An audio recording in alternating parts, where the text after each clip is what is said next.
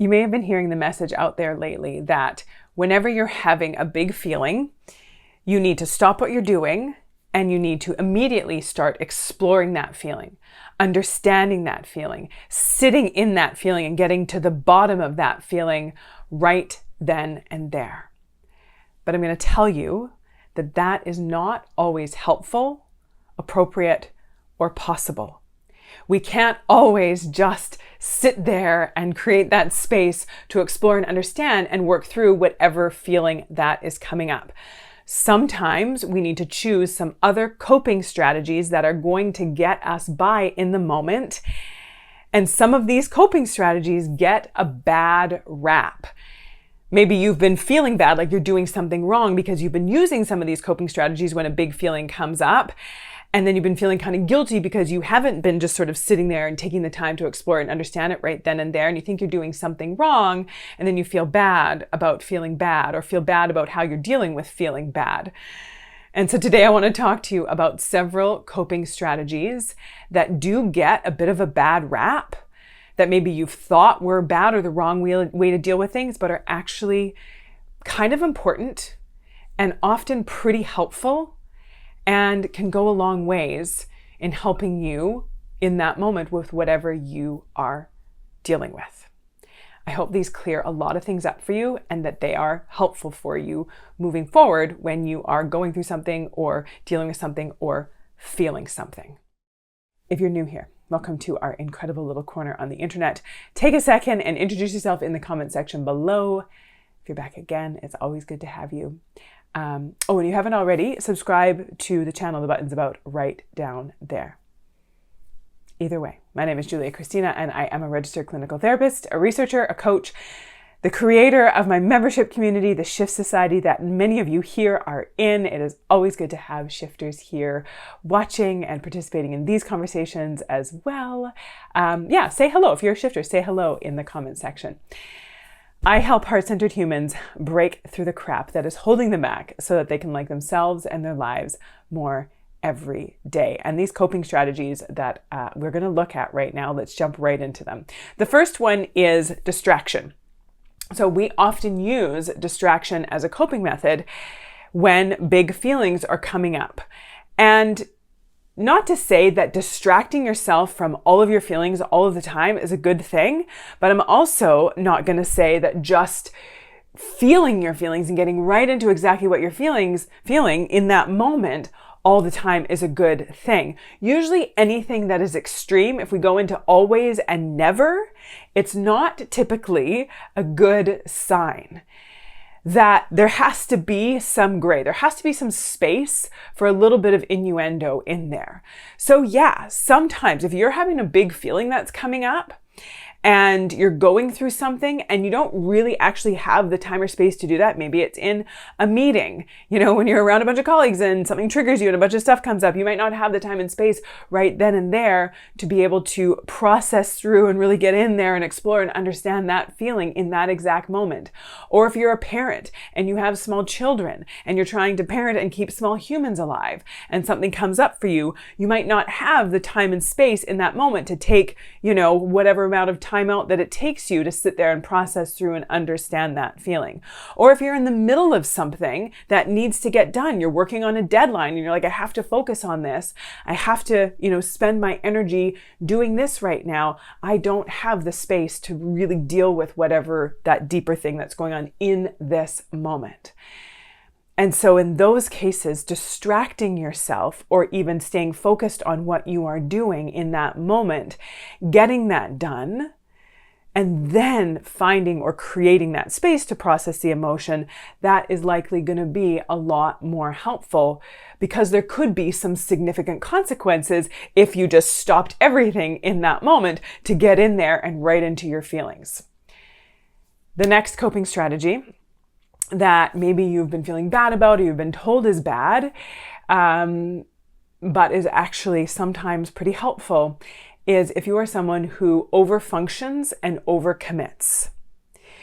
Again, there are those times when we have stuff going on in our lives. Maybe you're grieving. Maybe you've experienced a significant loss. Maybe you've been through something traumatic and you don't really have the capacity to explore that right now. Maybe you just don't have, it's too fresh, it's too soon, and you don't want to just kind of sit around and be in your feelings because it's too painful, it's too difficult.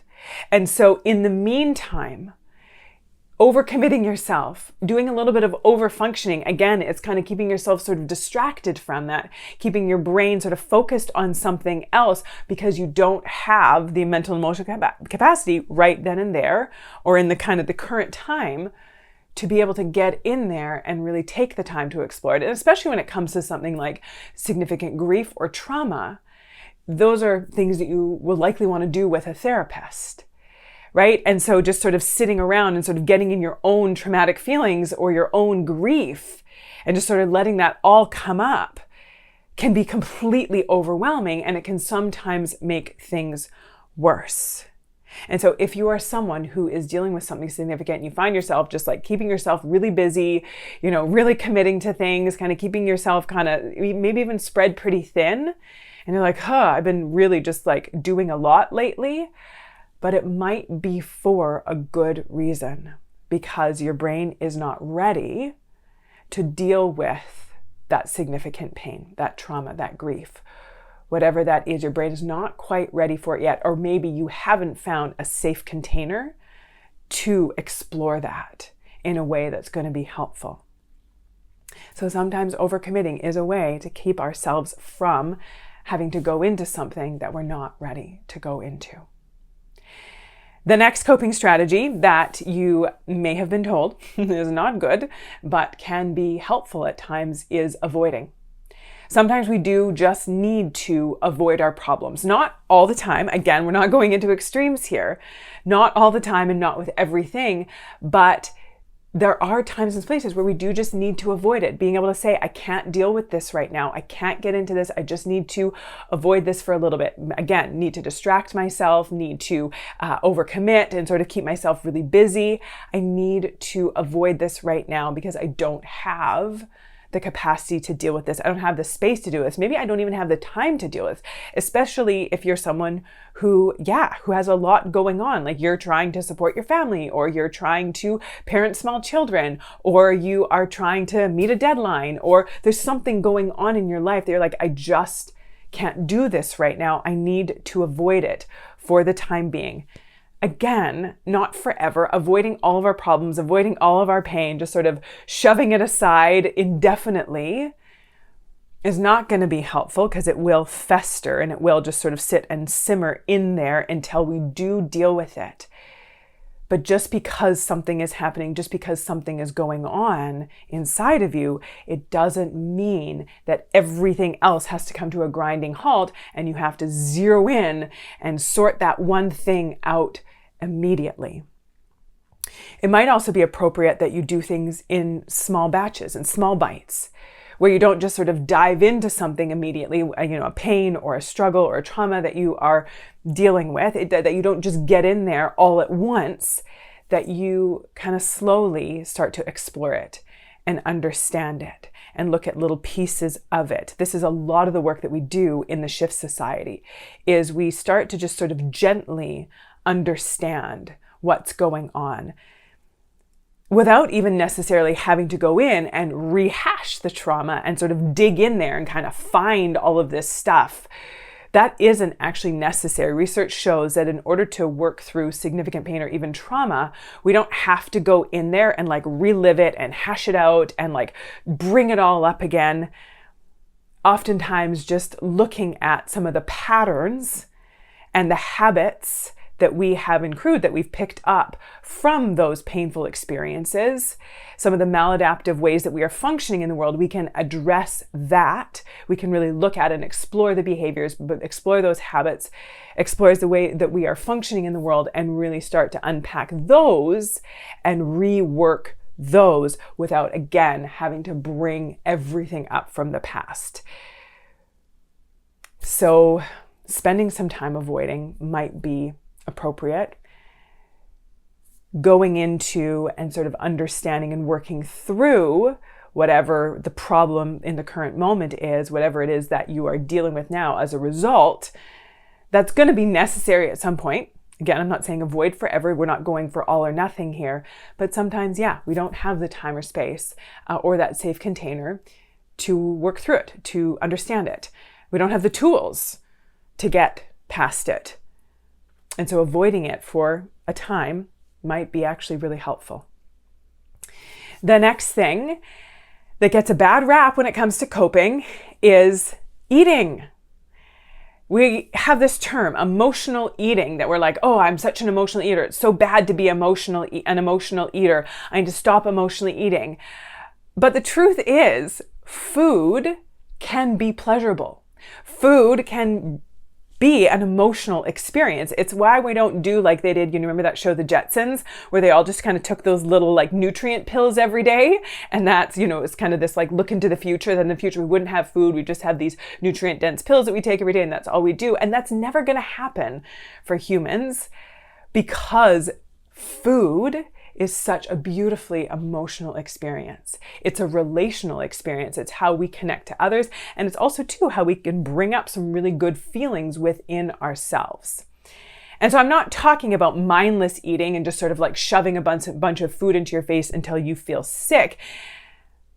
But sitting down when you are going through something hard and dealing with something challenging, and sitting down and savoring something delicious that you love, that you enjoy, is going to release that serotonin in your brain. It's going to bring up some good feelings.